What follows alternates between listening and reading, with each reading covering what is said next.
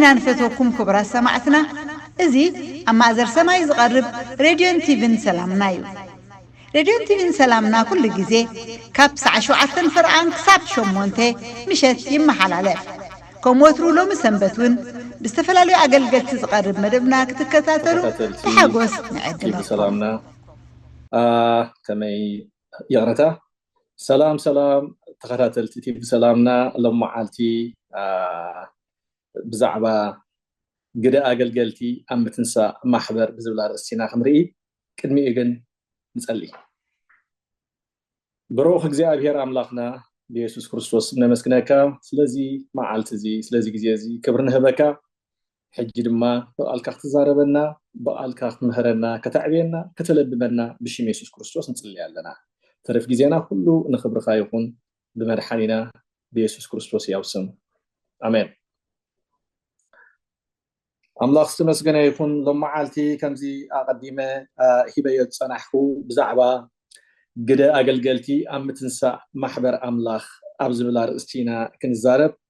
مبقسي تقسي كخوننا حدا خفلي كان ببي برهانكي ماتيو كبرك زي أبهير كأ وتيلكي مو تنسي برهي إنه تلمات نمدري تقعد ما نهزبتاتي قلبهم جناخي إجزي أبهير أبلع لخي كوت كبرون أبلع لخي كريئيو يبل إذي نبي إساياس أبز ذنبنا يونا مصحف قدوس كفلي ززارو ولو زولا حساب انتاي لنا تدأ أعمق أبيلنا خنري أفتنا زي أبهير بتنبي أبيلو برهانكي ماتيو كبرك زي أبهير كأ وتيلكي مو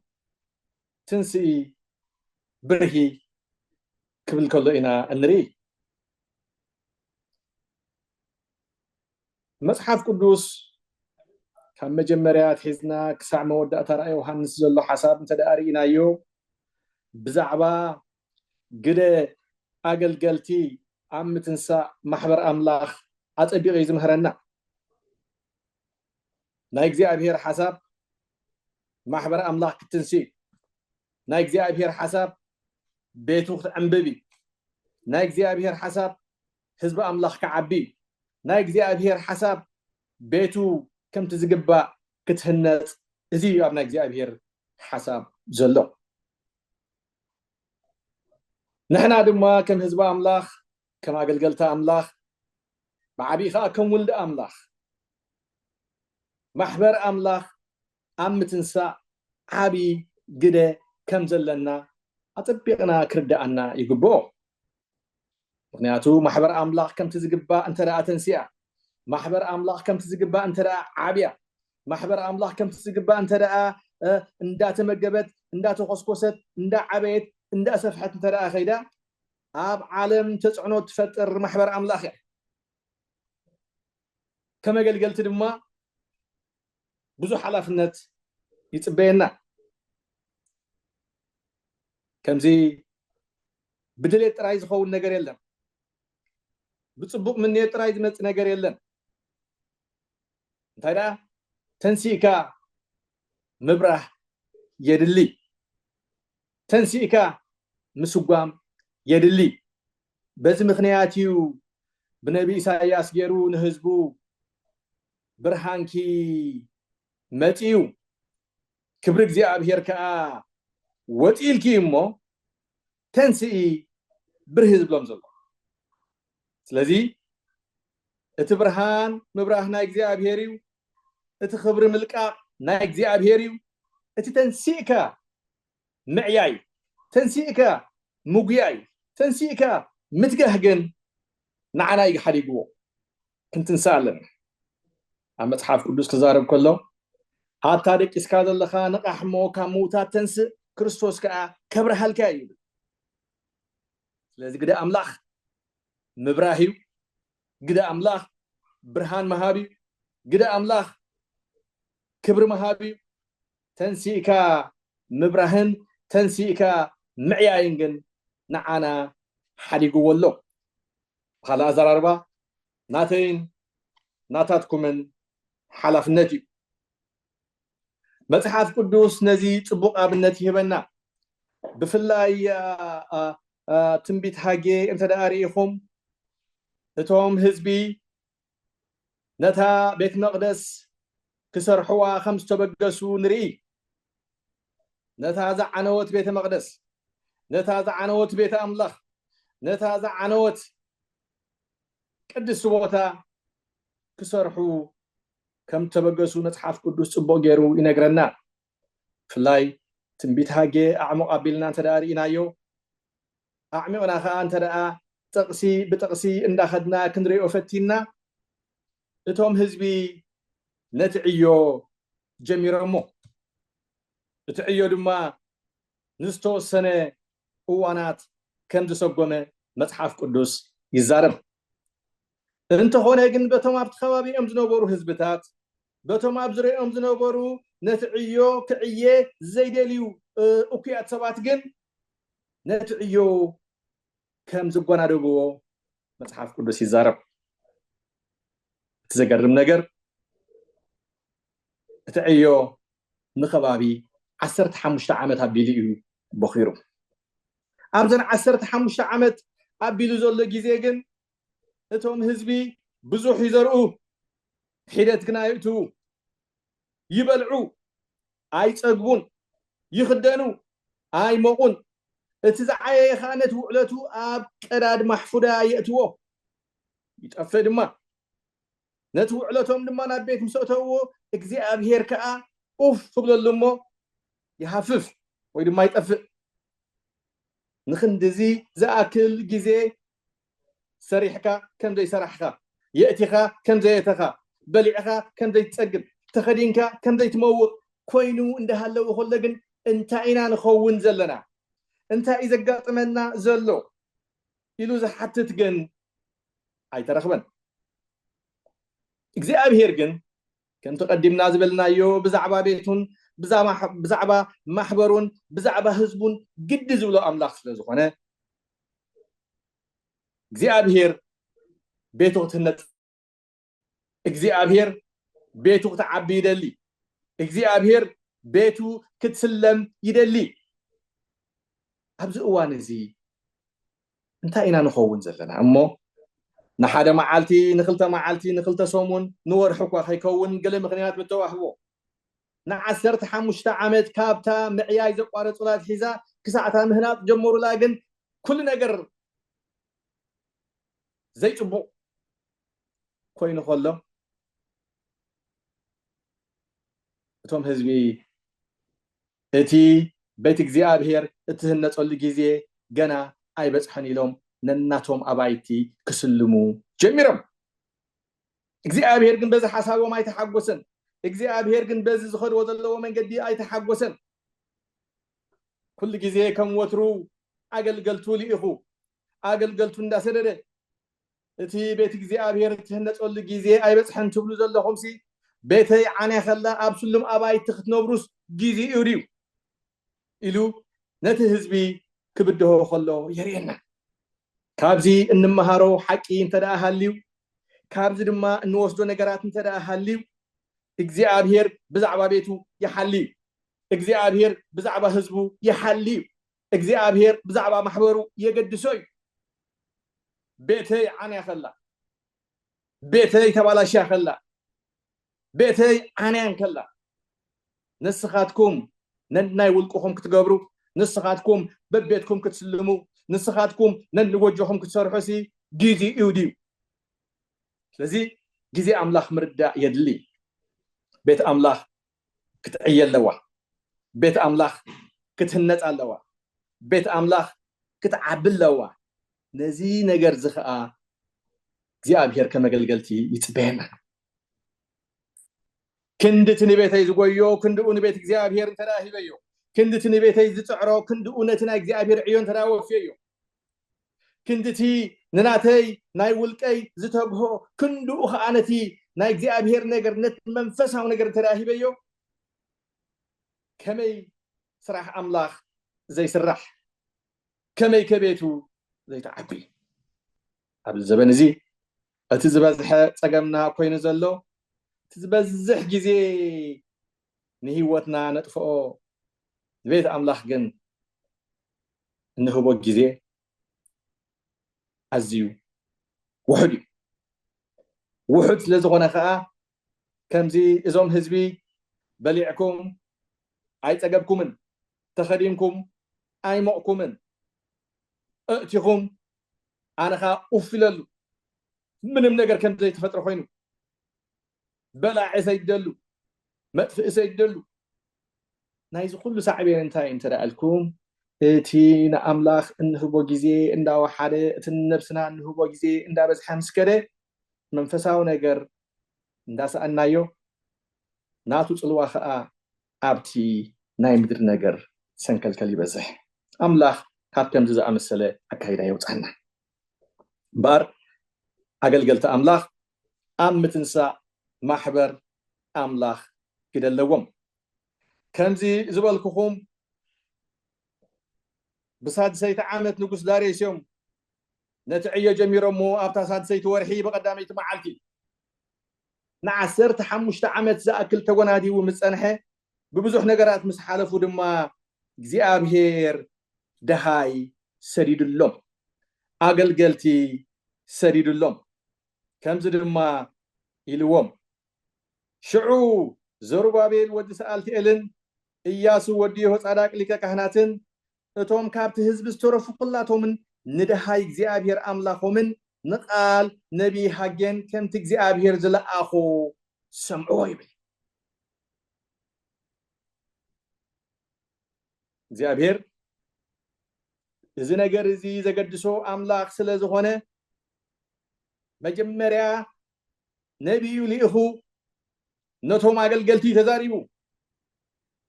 ንዘሩባቤል ወዲ ሰኣልቲኤል ንኢያሱ ወዲ ሆፃዳቅ ከምኡ ከዓ ነቶም ካህናትን ነቶም ህዝብን እግዚኣብሄር ደሃዩ ስሚዕዎም እቲ ደሃይ ከዓ ኣዝዩ ደስ ዘብል ደሃይ ይኹሎ እወ ንክንድዚ ዝኣክል ዓመታት ዕዮ ጠጠው ኣቢልኩም ኣለኹም ንክንድዚ ዝኣክል ዓመታት ንዕዮ ኣምላኽ ሸለሊልኩም ኣለኹም ነናይ ውልቅኹም ክትገብሩ ፀኒሕኩም ኣለኹም ሕጂ ግን ልኡኸይ ሰዲደ ነቢየይ ሰዲደ እዛረበኩም ኣለኹ ደሃይ የስማዓኩም ኣለኹ ኢሉ እግዚኣብሄር ኣብ ጥቕሲ 13 ከምዚ ዝብል ጥዑም ደሃይ ናብቶም ኣገልገልትን ናብቶም ካህናትን ናብቲ ህዝብን መፂኡ በታ መልእኽቲ ንህዝቢ ኣነ ምሳኹም እየ ይብል እግዚኣብሄር ፈተና በዚሕኩም ክኸውን ይኽእል እዩ ካብ ተፃራርትኩም ውግእ በርቲዕኩም ክኸውን ይኽእል እዩ ንኸይተዓዩ የእዳውኩም ተኣሲርኩም ክኸውን ይከኣል እዩ ኣነ ግን ምሳኹም እየ እግዚኣብሄር ስለዚ ኣነ ምሳኹም ስለዝኾንኩ ተስኡ ኣነ ምሳኹም ስለዝኾንኩ ዕየዩ ኣነ ምሳኹም ስለዝኾንኩ ፅንዑ ነቲ ዕዮ ቤት እግዚኣብሄር ከዓ ግበርዎ ክብሎም ከሎ የርእየና እምበር ኣገልገልቲ ኣብ ምትንሳእ ማሕበር ኣምላኽ ግደለና መራሒ እንተደኣ ደቂሱ መራሒ እንተደኣ ደንዚዙ መራሒ ከምቲ ዝግብኦ ኮይኑ ኣብቲ ዝግብኦ ቦታ ኮይኑ ክዓይን ዘይክኢሉ እቲ ህዝቢ እንታይ ክኸውን ንፅበዮ በዚ ምክንያት እግዚኣብሄር ነቲ መልእኽቱ በቲ ህዝቢ ይኮነን ጀሚርዎ ነቲ መልእኽቱ በቶም ምእመናን ኣይኮነን ጀሚርዎ እግዚኣብሄር ነቲ መልእኽቱ በቶም መራሕቲ እዩ ጀሚርዎ በዚ ምክንያት ንዘሩባቤል ወዲ ሰኣልቲኤል ምስለና ይሁዳ ንኢያሱ ወዲ ሆፃዳቅ ሊቀ ካህን ነቶም ህዝብን እግዚኣብሄር ከምዚ ኢሉ ተዛሪብዎም ነዛ ቤት እዚኣ በቲ ቀዳማይ ክብራ ዝረኣያ ካባኹም ተሪፉ ዘሎ መን እዩ ሕጂ ኸ ከመይ ኮይና ትርእይዎ ኣለኹም ኣበይ ዕንትኹምሲ ከምዘየላ ዶ ኣይኮነትን ሕጂ ከዓ ወዘሩባቤል ፅናዕ እግዚኣብሄር ፅናዕ ኢልዎ ፅናዕ ይብል እግዚኣብሄር ንስኻ ኢያሱ ወዲ ሆፃዳቅ ሊቀ ካህናት ፅናዕ كلهم حزب تهاجرون صنعوا يبل እግዚአብሔር ስለምንታይ አነ ምሳኹም እግዚአብሔር አመልእኽቱ ጽናዕ ክብለካ ከሎ ጽንዑ ክብል ከሎ አቀዲሙ ካብ ጽንዓትካ ከነቃነቕ ዝመጽእ ነገር ካብ ጽንዓትካ ዘለቕለቕ ከብለካ ዝመጽእ ማዕበል ክኸውን ይኽእል ውግእ ክኸውን ይኽእል ፈተና ክኸውን ይኽእል ዝተፈላለየ ነገራት ክንብል ንኽእል ብሰይጣን ዝተበገሰ ክኸውን ይኽእል ብእኩያት ሰባት ዝተበገሰ ክኸውን ይኽእል ዝተፈላለየ ምክንያት ክንህቦ ዝከኣል እግዚአብሔር ግን ነዞም ህዝቢ بعبي خانتهم مراحتي نتا زعانوت بيت المقدس ما انت خانصو نبي إليخو كمزيلوم نافتي راي قدم كبر عمليسيوم نافتي سلومون مسحانصان እግዚአብሔር መስዋዕት مسوء عاب خبر مسكونه دبنا እግዚአብሔር زورد عبيت عبيت ነገራት ተገብረላ عبيت ንዕዮታት ተዓየላ عبيت ዝኾነ ናይ እግዚአብሔር ስራሓት ዝተሰርሐላ ታናይ ቀዳሚት ቤት መቅደስ نابا مليسيوم نابا مليسي خا نتوم حزبي زبدهم زلو نزا بيت سي ابي تقدماي كبرا زرعا خباخم تريفو زلو نايد تقدميت بيت المقدس تدحريا تسرحت تدحريا بخبر السماء يمير نزي ازرعياسي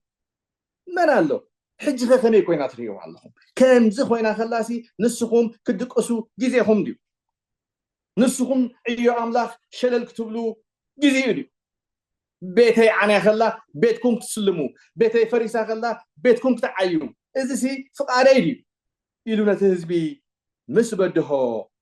تحرقن دس زبل نقرام تيو نزورو بابين صناعيدو نئياسو ليك كهنا دما صناعيو كنت نفلطو هي املاح بستفلالي تالنت زلوم بستفلالي وهبت زلوم يزعي زربابيل مراحيو هي سجنا كهني ناي كلتيوم وحدت ناي كلتيوم زتفلالي صقا ناي كلتيوم استفلالي وهبتو جن نتا محبر نختهنص نتا بيت نختهنص عاب قدلو سلازي بت من محدار نزربابيل بتك خنهنت نياسو صنعيلو بارلو معالتي روحات حواتي نفس وقفكم كم دما نغزار اسي ملختي علني كما قلقلت املاح حلفنت علنا كما قلقلت املاح حادرا علنا نسو دما بيتو كنحنص بيتو كم تزقبا كتكون قناعات املاح كملأنا يقبو بفلاي ام نعرباو عالم زلنا اب استفادالينا عالم كفل خوينا نزم الاختزي نسمع سبات زي حدرازي كم حلالف دسيبلني نفسنا دما خنا حتى يقبانا كندتي نبيتي زهبو جيزيس كندودو ناغلغلوت املاح هو الله كندتي نبيتي زهبو كندودخ نتعيه املاح اوف اللهم مصحف قدس كزارب كله كم زيبل نግዚአብሔር አምላኽካ አገልግሎ ንሱ ድማ እንጌራኻን ማይካን ክባረኽ እዩ ስለዚህ ናይ እግዚአብሔር በረኸት ክበዝሓልና ናይ እግዚአብሔር በረኸት ኣብ ህይወትና ከዓይ ናይ እግዚአብሔር በረኸት እንዳፈሰሰ ነትናቱ ዕላማ ነትናቱ ተልእኾ ነትናቱ ሕድሪ እንዳመሓላለፍና ይኽንከይድ እንተደኣ ኮይና ከመገልገልትን ከም ህዝቢ ኣምላኽን እዚ ንዘሩባቤልን ንኢያሱ ወዲ ሆጻዳቅን نت هزبين زتوحبه ملختي نعين نعخاتكم مني تنسينا خما قلقلتي تنعي تنسينا خما قلقلتي كنز سقوم تنسينا خما قلقلتي ناك እግዚአብሔር حساب كنقبر فقد املاح كنقبر املاح نزدلينا زيادة تزاربكو تسيبلني محبر محبر املاح ابتي تقلقلو محبرن نقلقلو كوابيتات نرأي بتوم 5% ابالات يتقلقل محبر املاح بتوم 9 كونسيمرسيوم اهليهم يمزقوا اتيهم يمزقوا እቶም ሓሙሽተ እዮም ነቲ ዕዮ ኣምላኽ ብትግሃት ዘገልግልዎ በዚ ምኽንያት ኢና ተደጋጋሚ ገጽ ንርኢ ተደጋገምቲ ሰባት ንርኢ እቶም ሓሙሽተ እዮም ብተወፋይነት ሰዓዩ ኣብ ሓሳብ ኣምላኽ ግን ንሕና ኩልና ውህበት ኣምላኽ ዝተዋሃብና ህዝቢ ኢና ጸጋ ኣምላኽ ኣብ ነፍሲ ወከፍና ብዝተፈላለየ መልክዑ ዝተቐመጠ ሰባት ኢና ኣብ ገለናይ ምምሕዳር ክኸውን ይኽእል ኣብ ገለናይ መንፈሳዊ ነገር ክኸውን ይኽእል ኣብ ገለናይ ግብሪ ሓይሊ ክኸውን ይኽእል ኣብ ገለ ናይ ቃል ሓይሊ ክኸውን ይኽእል ኣብ ገለ ኣብ ምፍዋስ ክኸውን ይኽእል ኣብ ገለ ዝተፈላለየ ጸጋ ብዝተፈላለየ መልክዑ እግዚአብሔር ኣምላኽ ንቤቱ ሂቢ ኣብ ማእከልና ዘይተዋህበ ሰብ የልቦን ኣብ ማእከልና ናይ እግዚአብሔር ነገር ዘይጠዓመ ሰብ የልቦን እዚ ዝጠዓምናዮ እዚ ዝተመኮርናዮ ግን ኣምላኽ ኣብ ምህናፅ ማሕበሩ ክንጥቀመሉ ኣብ ምህናፅ ቤት ኣምላኽ ክንጥቀመሉ ኣብ ምህናፅ መቕደሱ ክንጥቀመሉ ወይታ ይደልየና እቶም ብከምዚ ንኸይድ ናይ እግዚአብሔር በረኸት ኣብ ሂወትና እንዳበዝሐ ክኸይድ እዩ መጽሓፍ ቅዱስ ክዛረብ ከሎ ከምዚ ይብል ጻዕርኹም ብጎይታ ከምትኹም ዘይኮነ ፈሊጥኩም ብዕዮ ጎይታ ዕዙዛት ጽኑዓት ኩሉ ሰዓት ዘይትነቃነቁ ኩሉ ይብለና ስለምንታይ ጻዕርኹም ብጎይታ ከንቱ ኣይኮነን ባር እዚ እንስዕቦ ዘለና ኣምላኽ እዚ ተቐቢልናዮ ዘለና ክርስቶስ እዚ ሂወትና ሂብናዮ ዘለና መድሓኒና ንምህናፅ ቤቱ ክጥቀመልና ይደልያ ኣሎ መን ኣሎ ሎሚ ተንስኡ ነዚ ዕዮ እዚ ዝውፈጥ መን ኣሎ ሎሚ ነዚ ናይ እግዚአብሔር ሓሳብ ከተግብር ዝለዓል ሰብ እንትመእተው ዝበልናዮ ብርሃንኪ ወፂልኪ ክብሪ እግዚአብሔር ከዓ መፂልኪ እሞ ተንስኢ ብርሂ ኢልዎ ዘሎ ከመገልገልቲ እምበኣር እግዚአብሔር ከምዚ ዝኣመሰለ ሓላፍነት ክህልወና ይደልየና ኣሎ ምክንያቱ ምህላውና ኣብዚ ምድሪ እግዚአብሔር ዓቂርና ዘሎ ኣብዚ ምድሪ እዚ ዕዩኡ ክንዓይዩ ዕዩኡ ክንገብር ቤቱ ክንሃንፅ ቤቱ ከነዕቢ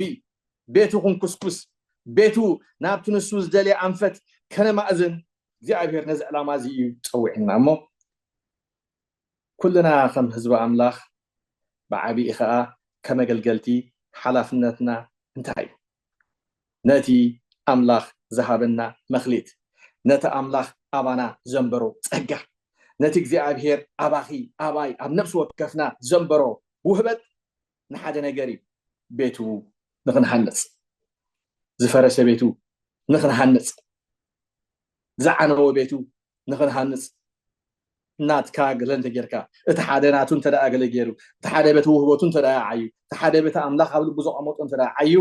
ቤተ ኣምላኽ ብክብሪ ትወፅእ ቤተ ኣምላኽ ብክብሪ ትህነፅ በዚ ምክንያት እዚ እምበኣር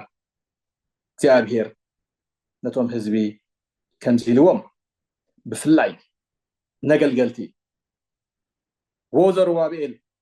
ጽናዕ ይብል እግዚአብሔር ንስኻ ኢያሱ ወዲ ጻዳቅ ሊቀ ካህናት ድማ ጽናዕ ኩልኩም ህዝቢ እታ ሃገር እውን ጽንዑ ይብል እግዚአብሔር ስለምንታይ ኣነ ምሳኹም እየ ስለዚ ኣብዚ ምድሪ እዚ ናይ ምህላውና ዕላማ ስራሕ ኣምላኽ ንክንሰርሕ እዩ ኣብዚ ምድሪ እዚ ናይ ምንባርና ትርጉም እዩ ኣምላኽ ንክንሰርሕ እዩ ብዙሕ ግዜ ተወሊዱ ሞይቱ ዝብል እዩ እንሪኦ ግን ኣብ መንጎ ክዕዮ ዘለዎ ነገራት ኣሎ እግዚአብሔር በኣኻ ክዓዮ ዘለዎ እግዚአብሔር በዓኺ ክዓዮ ዘለዎ እግዚአብሔር በኣይ ክዓዮ ዘለዎ ዕዮ ኣምላኽ ኣሎ ማለት እዩ ስለዚ እዚ ትግሃት ይደሊ ካብ ብዙሕ ፈተና ዝተላዕለ ዕዮና ሸለል ዝበልና ካብ ብዙሕ ፈተና ዝተላዕለ እንታይ ገዲሱኒ ንኣምላኽ ዘገልግል ንኾንትየ ኢለይ ዘፅረኹ ከም ኣሳፍ ከም ኤርምያስ በቃ በዚ ሰማይ ክዛረብኒ በልኩ ግን ፍቅሪ ካብ ዓጣጥምተይ ኣትዩ ኢልዎ ዘሎ ነቢይ ኤርምያስ ኣብ ልበይ ተሓትዩ ከም ሓውየ እንድደንሎ ኢልዎ ዘሎ እንተደኣ ካብቲ መከራና ዝተላዕለ ካብቲ ዝገጥመና ሽግራት ዝተላዕለ ንዕዮ ኣምላኽ ሸለል ንብል ሃሊና ሎም መዓልቲ ንዓኹም ዝኸውን ብስራት ኣሎኒ እግዚአብሔር ምሳኹም እዩ እግዚአብሔር ምሳኽን እዩ እግዚአብሔር ምሳና እዩ ንተንስእ ንጽናዕ نعيه اتفتنا ناي مودأتها نقر أيكونا إذا رح نريد صنحنا بيت المقدس دما نعسرت حموشة عامتها كمو كوينا شلل تباهلا جن